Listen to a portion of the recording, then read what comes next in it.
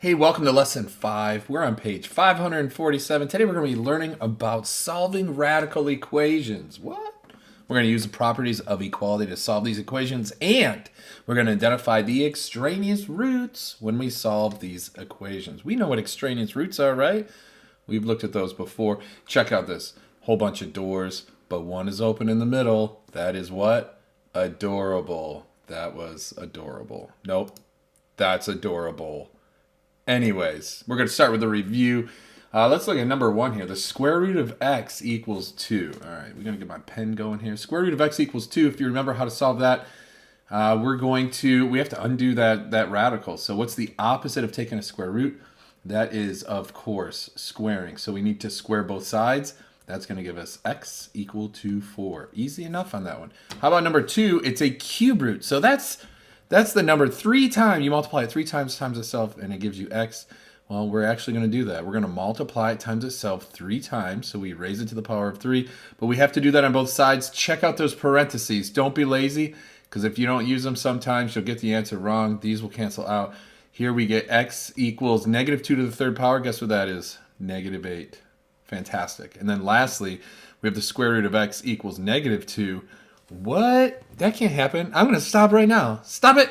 Because you can't take a square root and have it be negative, right? Square roots are only positive. But let's pretend like we were to square this.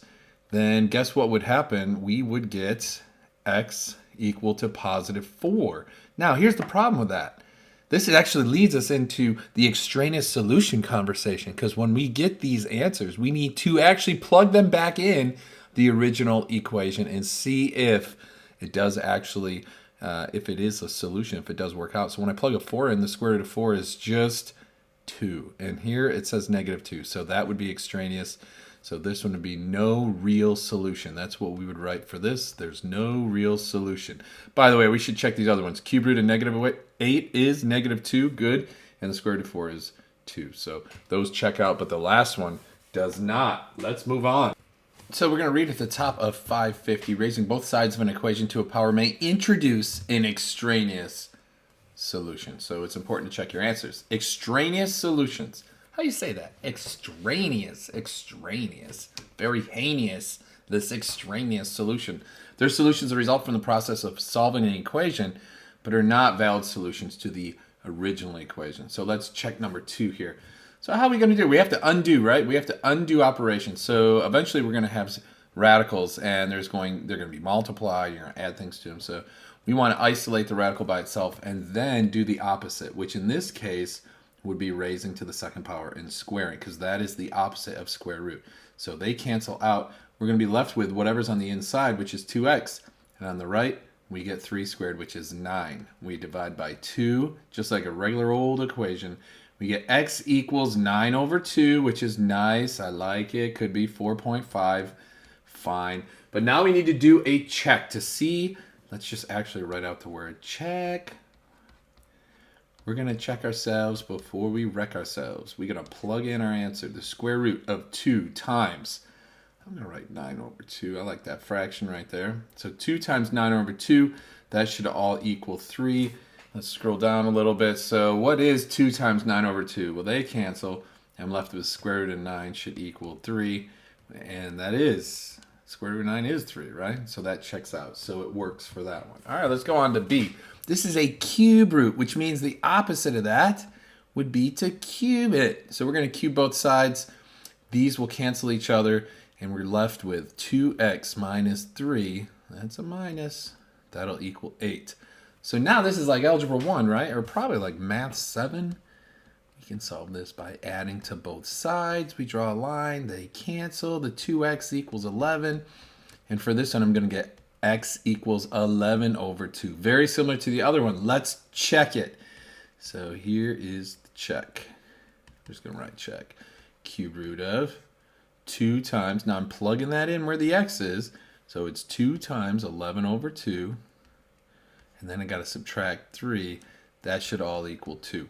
So in our check here, cube root of, these would cancel, right? You get 11 minus 3, which is 8.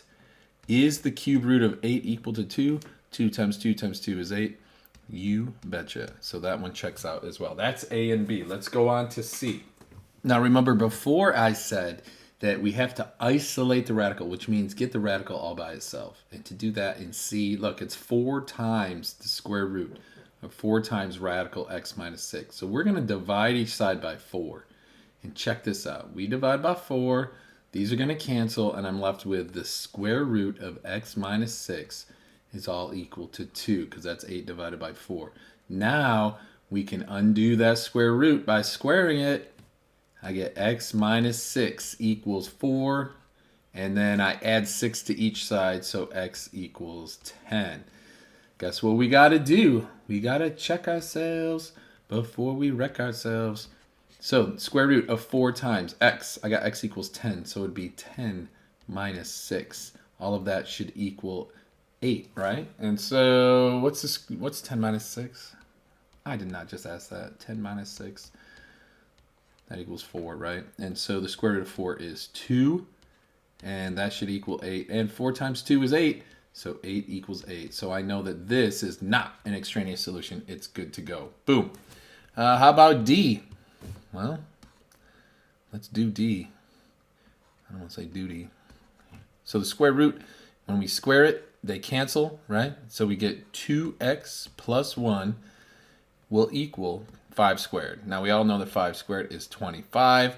What if we subtract 1 from each side? I get 2x equals 24. And what if we divide by 2? I get x equals 12. Some of this you should be able to start doing in your head, right? I mean, you should be able to do that. Here's the check. So the check, square root of 2 times 12, because that's the answer we got. The solution, we add 1, we take the square root, and it should all equal 5. So this equals the square root of 24 plus 1. And we know that 24 plus 1 is 25. The square root of 25 should equal 5. We get 5 on this side, 5 on this side. We know that check is good. Fantastic. Let's go to E and F. Now E's getting one step more difficult, because we have a cube root, and then we multiply by 2, and then we add 16. So just like the equation 2x plus 16, we always isolate for x. If that equals 0, what we would do is subtract 16 and then divide by 2, right? Well, we're going to use the same steps here. We need to get rid of the 16 first. So from both sides of the equation, we're going to subtract 16. Draw that line. They cancel. So we're just going to bring this down. We get 2 times the cube root of x is going to equal negative 16. We can then divide by 2, right? We get the cube root of x is going to equal negative 8. How do you get rid of a cube root? We cube it. So we're going to cube negative 8 here. So that would be 8 times 8, which is 64, right? Times 8, which would be 512.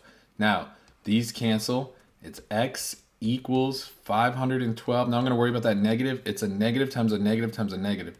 That ends up being negative. So let's do the check right now. This is what I get for a solution. X equals negative 512. Let's check it out. 2 times the cube root of negative 512. And then we add 16 to it, and we get 0. All right, so that is 2 times. Now the cube root of 512 is actually negative 8. You can plug in your calculator and check me. But this should all, when you add 16, you should get a 0. The pen's being real extra today. So you get negative 16 plus 16 equals 0. We get 0 equals 0. So I check that. So this is not extraneous. Let's do F. I know you can feel it, right? There's an extraneous one coming somewhere. What's happening? You know it's going to be here soon. On F, we need to get rid of that 9 first. So we subtract 9. We get 8 minus 9. That equals negative 1.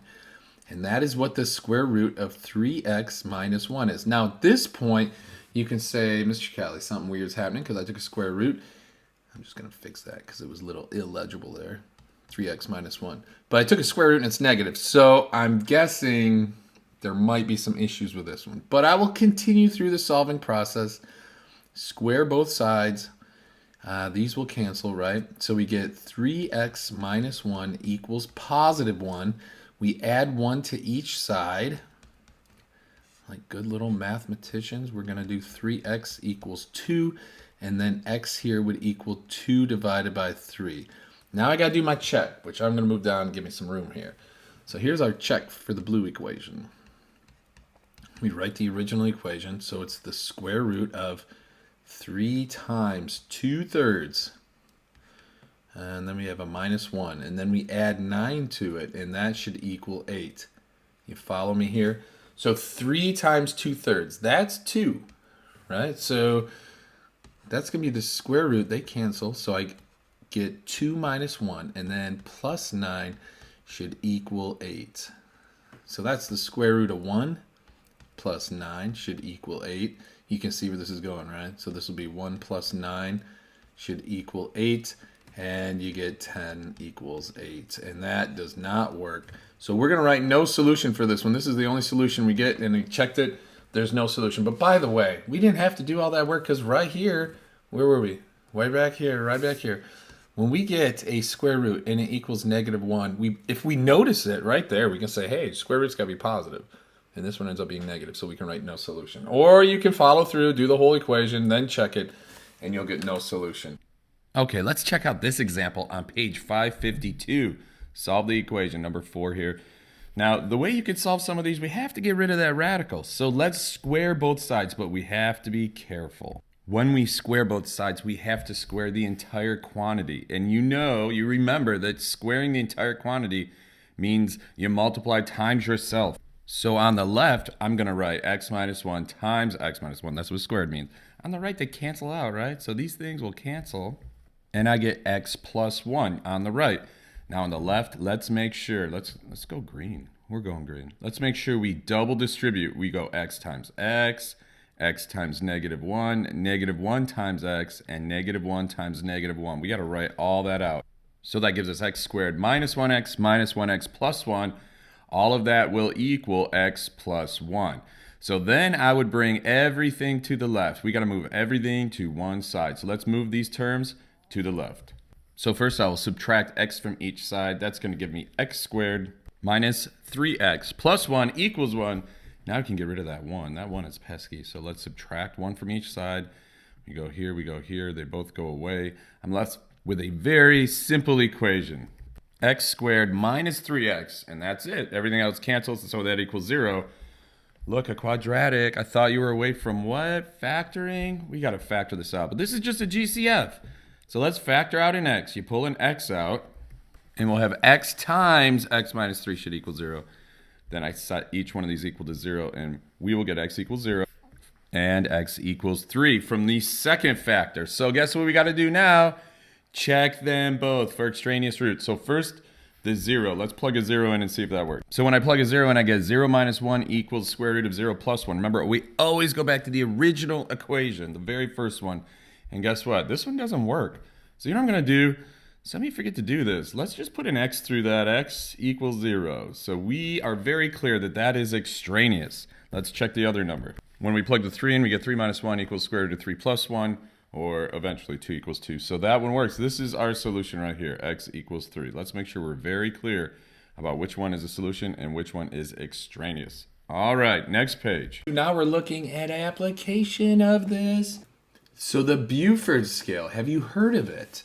It measures wind speed and describes conditions at sea and on land. The scale's range is from 0 to 12, and a 0 means that the wind speeds are less than 1 mile per hour and conditions are pretty good, right? A 12, oh, don't go 12 on us. That represents hurricane conditions with wind speeds greater than 74 miles per hour, and it results in 50-foot waves. What? That's a very tall wave. So consider the equation V equals 1.837 b to the 3 halves. So that's raising to the 3 halves power here. That models the relationship between wind speed and miles per hour. V, okay, so that's the wind speed. Think of it as velocity. Pretty close, right? Speed and velocity. They're close. All right. And the Beaufort number B. Solve the equation for B. So the first thing we need to do, let's write down our equation. V equals 1.837. And we have B to the 3 halves power. Now, we want to get B all by itself, right? So what I'm going to do is I'm going to divide each side here. We need to get rid of this coefficient. 1.837. And we do that on both sides. And these will cancel right here. Okay, so then we're left with b to the 3 halves equals this v over, I'm just going to leave it like this, v over 1.837. Now, to get rid of that b to the 3 halves, we got to get rid of that 3 halves power. I'm going to raise this to the 2/3. Because what will that do? When I raise the side of the 2/3, the rule is you multiply exponents, right? So 3 halves and 2/3, they all cancel out, and you just get a regular old b. But you can't do it to one side without doing it to the other side. So I'm also going to raise this side to the 2/3 power. My final answer is going to be, they just want you to solve for b. So b's all by itself. So I get b is going to equal, I'm working backwards here, v over 1.837. And that's all raised to the 2/3 power. Now b is isolated. It's all by itself. Now they're going to ask us a question, and I bet we have to use our new equation. Determine the Beaufort number. So the Beaufort number equals, for a wind speed of 20 miles per hour. So writing our new equation, I'm just going to rewrite it because, you know, it's not that difficult. And we're going to raise it to the 2/3. And when I write it again, it really helps communicate what I'm doing. Because right underneath it, I'm just going to write the Beaufort number is going to equal. And the only thing I'm going to change really is that v, where we're going to plug in the 20 miles per hour. That's going to be v, right? So I'm going to put the 20 right there. That's where we substitute it. And this looks like a calculator problem if I have ever seen one. So let's bust out the calculator and we'll see how to put this in. So here we have our calculator. I'm going to clear it out.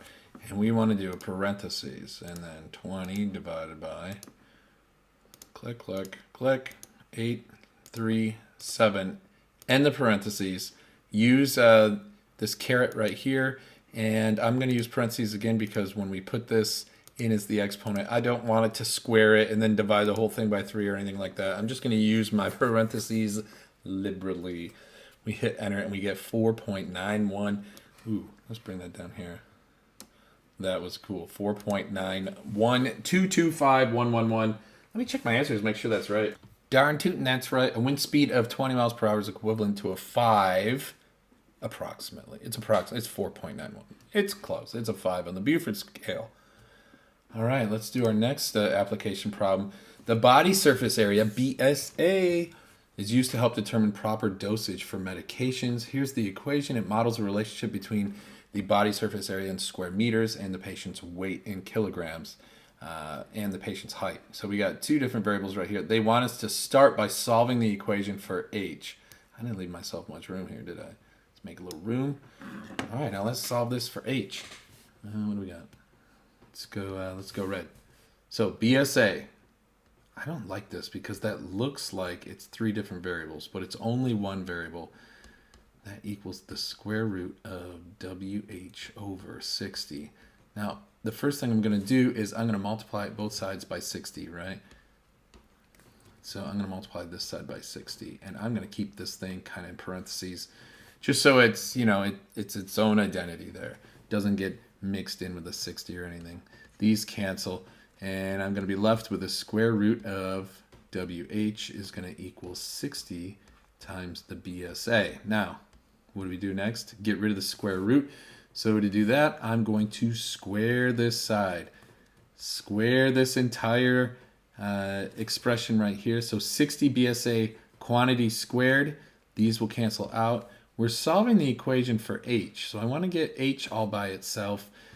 What's this going to give me? This is going to give me WH is equal to 60 times the BSA, and that quantity is being squared. But now to get the H by itself, I'm going to divide by W. Divide by W, they will cancel. So my final answer will be, all right, what do we got here? Parentheses, we get 60 times the BSA. And then that quantity is squared, and it's all over W.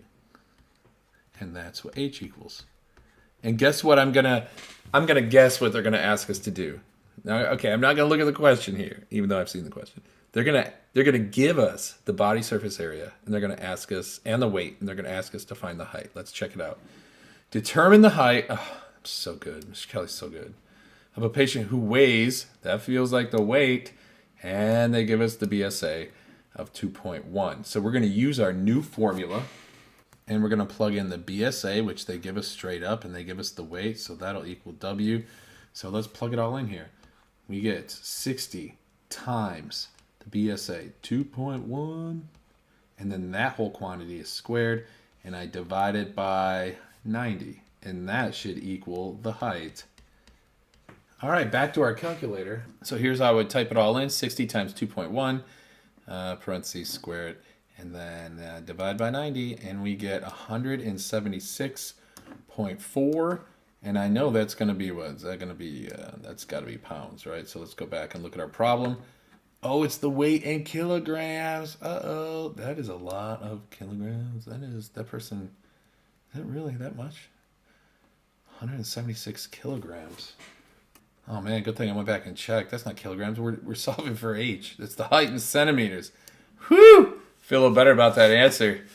That other answer was a little heavy. It was weighing heavy on me. Let's put a little context statement here. A patient who weighs 90 kilograms, that seems normal, has a BSA of 2.1, is 176.4 centimeters tall. Boom. All right, so the next one we have is one that you can try for yourself. So I want you to try number 3 here. So try number 3 and then come back, pause the video and try number 3. Ready, set, go. Do A and B. Okay, so hopefully you actually did this, and this is how I'm going to be able to check. If you just write this down, I know you just copied me. You didn't do it yourself. You got to do that one by yourself just so you can check it and make sure that you're good to go. So you solve for L. I get L equals 32 times quantity, T over 2 pi, and that's squared, that quantity squared. Right, so then they ask you when the pendulum's period is 4 seconds, determine the length, plug in a 4, I get 12.97. And here's our context statement. Whoa, way to go. Pendulum's length is approximately 13 feet. Here are your practice problems. As always, if that last application gave you problems or any of the other problems gave you issues, make sure you put a red cup up and ask your teacher for help. This is Mr. Kelly in K-Town. Remember, it's nice to be important. It's more important to be nice. See ya.